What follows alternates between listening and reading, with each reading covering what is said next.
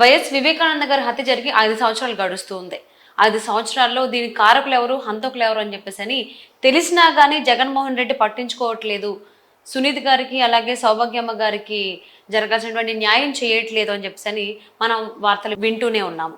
So దీనికి సంబంధించి YCP వాళ్ళు, టీడీపీ వాళ్ళు కూడా ఆరోపణలు ఒకరి మీద ఒకరు చేసుకుంటూనే ఉన్నారు.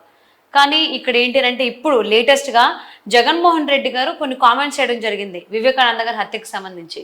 ఎవరైతే మా బాబాయ్ని హత్య చేశారో వాళ్ళు దర్జాగా సొసైటీలో తిరుగుతున్నారు అని చెప్పి ఆయన కామెంట్ చేశారు. మరి తిరుగుతున్నట్లయితే ఈ 5 ఏళ్ళలో ఆయన ఏం చేశారని చెప్పి కూడా తిరిగి కౌంటర్ వేస్తూనే ఉన్నారు. మరి టీడీపీ నాయకులు కూడా దానికి సరితగ్గ కౌంటర్ ఇవ్వడం జరిగింది. మరి ఈ అంశానికి సంబంధించి మనతో మాట్లాడడానికి, వారి విశ్లేషణని మనతో పంచుకోవడానికి ఈరోజు మనతో పాటు ఉన్నారు senior TDP leader Uppalapati Srinivas Chowdary గారు ఉన్నారు. వారితో మాట్లాడదాం. నమస్కారం అండి. నమస్కారాలు. నమస్తే అండి. జగన్మోహన్ రెడ్డి గారు వైఎస్ వివేకానంద గారి హత్యకి సంబంధించి కొన్ని కామెంట్స్ చేశారు. సో ఎవరైతే బాబాయ్ని హత్య చేశారో వాళ్ళు కడప ప్రజలకి తెలుసు, అందరికీ తెలుసు అని చెప్పేసి ఆయన కామెంట్ చేయడమే కాకుండా దర్జాగా సొసైటీలో తిరుగుతున్నారని కూడా ఆయన కొన్ని కామెంట్ చేయడం జరిగింది. సో దానికి టీడీపీ వాళ్ళు మంచి గట్టి కౌంటర్ ఇచ్చారు. మరి ఆయన చేసినటువంటి కామెంట్స్ సంబంధించి మీరేమంటారు? ఎలా ఉందంటే ఇది ఊర్లో అందరూ బ్రాహ్మణులే, రొయ్యలు పుట్ట మీద దిల్లి కనపడట్లా.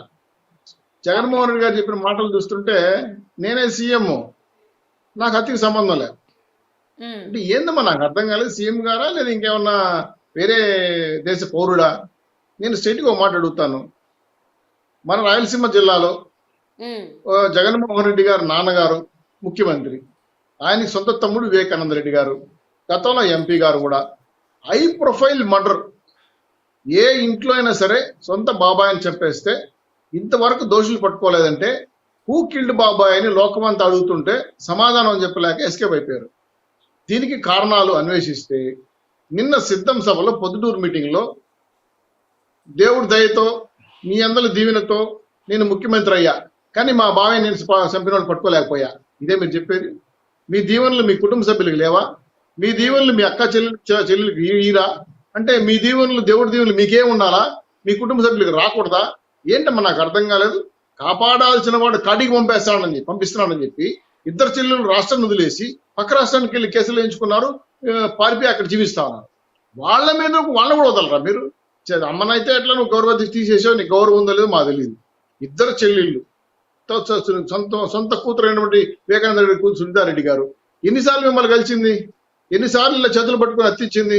అన్నా నాకు న్యాయం చేయమని చెప్పి గల్లీ నుంచి ఢిల్లీ వరకు, హైకోర్టు నుంచి సుప్రీంకోర్టు వరకు, ముఖ్యమంత్రి నుంచి హోమ్ మినిస్టర్ వరకు ప్రతి ఇంటికి గడప దక్కి పసుపు పూసి మా నాన్న చెప్పిన దోషులు పట్టుకోండి సార్ నాకు సాయం చేయమని అడగలేదా? అంటే ఇంతమంది అడిగినా సొంత అన్న నీ కనికరాదయ్యా. నేను ఒక మాట చెప్తాను ముఖ్యమంత్రి గారు, మీకు దాని నిజంగా ఒప్పుకోండి ఆ విషయాన్ని.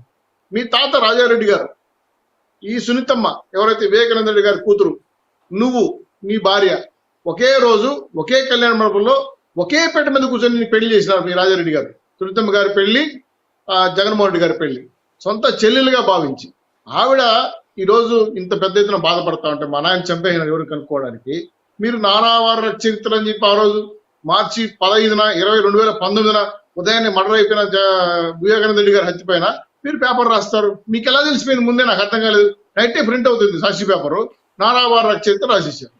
తెల్లవారితో వచ్చేకొద్దికి ఒక ఆయన ఏమో బాత్రూంలో రక్తాలకు చచ్చిపోయినాడని చెప్పి ఒక ఆయన చెప్తాడు, ఇంకొక ఆయన గుండుపోటు వచ్చని చెప్తాడు, ఇంకొక ఆయన గొడవపోటు అని చెప్తాడు.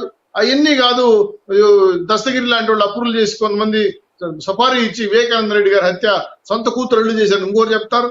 ఇంకొకటి లేదు ఆస్తు తగులు కోసం రెండో భార్య పిల్లలు హత్య చేశారంటారు. ఇంకొక ఆయన వచ్చి ఎవరో వజ్రాల వ్యాపారంతో ఆర్థిక లావాదేవీలు ఉన్నాయి, ఆయన మనుషులు పంపి చంపించాడు ఒక ఆయన అంటాడు. లేదు ఇక్కడ రాష్ట్రంలో తగులు ఉన్నాయని చెప్పి రాజకీయ హత్య అని చెప్పి వీళ్ళు చెప్తారు. ఇది కాకుండా సుమాశంకర్ గాని, భాస్కర్ రెడ్డి గారు కానీ, అలాగే సునీల్ గారు కానీ, దస్తగిరి కానీ, ఇంకొక విట్నెస్ చనిపోయినాడమ్మా. వీళ్ళందరూ కూడా ఏం చెప్తున్నారు? ఆ రోజు జరిగిన హత్య ఈ పలానా చోట జరిగింది, దీనికి పలానా వాళ్ళు సుపారీ ఇచ్చారు అని దస్తగిరి డైరెక్ట్ గా ఓపెన్ గా చెప్పేశారు కదా. ఈ విషయాలు పరిగణలో తీసుకొని మాట్లాడకుండా ఎంత అమాయకంగా నడుస్తుంది జగన్మోహన్ రెడ్డి గారు. జగన్మోహన్ రెడ్డి గారు అంత మహానటుడు ఇంకోరు ఉండండి.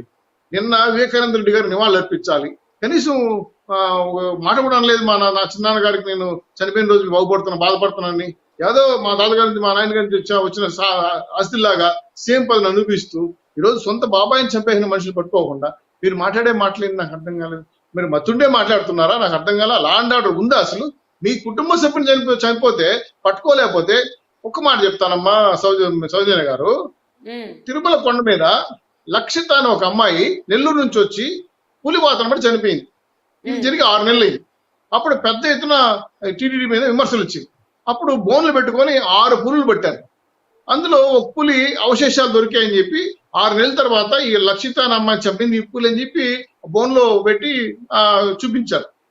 ఒక అమ్మాయి చనిపోతే ఫారెస్ట్ అధికారులు పోలీసులు కలిసి 6 నెలలు పట్టేసుకున్నారు. మీ సొంత బాబాయిని చంపేసిన దోషుల్ని 5 ఏళ్ళలో పట్టుకోరా, 5 సంవత్సరాలు పట్టుకోరా. ఇంక మీరు మీ గవర్నమెంట్ అయిపోతుంది, 2 నెలల్లో 40 రోజుల్లో ముగిసిపోతుంది కదా. ఇంక మీరు ఏమి న్యాయం చేయండి మీ కుటుంబ సభ్యులకి? తల్లి చెల్లిని దూరం చేసి, అమ్మ దూరం చేసి, చివరికి ఆస్తి విషయంలో సొంత చెల్లిని నువ్వు తరివేసి ఆమె వేరే పార్టీ మీద చేరి ఉద్యమనం చేసుకుంటా ఉంది. అంటే నీ ఉద్దేశం ఏంటంటే నీ యొక్క అధికారం కోసం, నీ అధికార దర్పణం కోసం, రాజకీయ ఆధిపత్యం కోసం ఇటువంటి హత్యలు చేసిన రాజకీయ నాయకులను పట్టుకోకపోతే మీరు వెనకాల దాగి ఉన్న హస్తాలేంది, ఎవరు సైగుల్లో జరిగింది అనే విషయం పైన ఆ రోజు Ram Kumar IO officer, investigation officer CBI, ఆయన్ని మార్చేవారు నిద్ర పట్టలేదు. పైగా సిబిఐ వాళ్ళ మీద రెక్కి పెట్టారు, దౌర్జన్యం చేశారు, ఆఫీసుని ఖాళీ చేయించారు, వార్నింగ్ ఇచ్చారు. ఏంటి నాకు అర్థం కాల. ఒక ముఖ్యమంత్రి స్థాయి, నాకు తెలిసి సిబిఐ పెద్దదా రాష్ట్ర పోలీసులు పెద్ద, నాకు డౌట్. ఈ డౌట్ వచ్చి అడిగి చాలా మంది సిబిఐ పెద్ద కదండి, మరి సిబిఐ అధికారులే బెదిరించి వాళ్ళ మీద హత్యాది ప్రయత్నం చేస్తున్నానంటే, వాళ్ళ మీద రికీ చేస్తున్నానంటే ఎనుకున్న ఏంటి అధికారం నాకు అర్థం కావట్లేదు.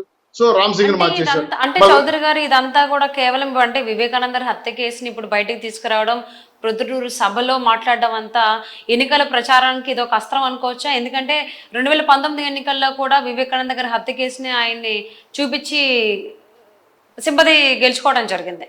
సో ఇప్పుడు కూడా అదే ప్రయత్నం చేస్తారా జగన్మోహన్ రెడ్డి? ఇప్పుడు మీరు కరెక్ట్ పాయింట్కి వచ్చారు. ఫస్ట్ పాయింట్, శవ రాజకీయాలకు తెరలేపిన జగన్మోహన్ రెడ్డి గారు. మొదట వాళ్ళ నాన్నగారు చనిపోయారు, మా నాన్న చనిపోయారని చెప్పి పాదయాత్ర చేశాడు, ఓదారయాత్ర చేశాడు. వాళ్ళ నాన్న చనిపోయిన శవాన్ని కూడా ఆయన రాజకీయాలు వాడుతున్నాడు. 2019కి వచ్చేప్పటికి ఇప్పుడు వివేకానంద రెడ్డి గారు వాడుతున్నారు. మా నాన్న పచ్చనాన్ని ఎవరు చంపేశారు సింపతి, దానికి నాటకాలు వేసి దొంగ నీళ్ళు ముసలి కన్నీళ్ళు కాల్చి రాష్ట్ర ప్రజలంతా నమ్మేసి ఓటు వేసుకుని గెలిపించుకోవడానికి ఆయన ఒకరు చేశాడు. ఇప్పుడు 2024 వచ్చేది ఇంకేం జరుగుతుందో అర్థం కావట్లేదు. ఎవరి మీద గొడవలు పడతాయి, ఎవరి మీద కత్తులు పడతాయో తెలియదు.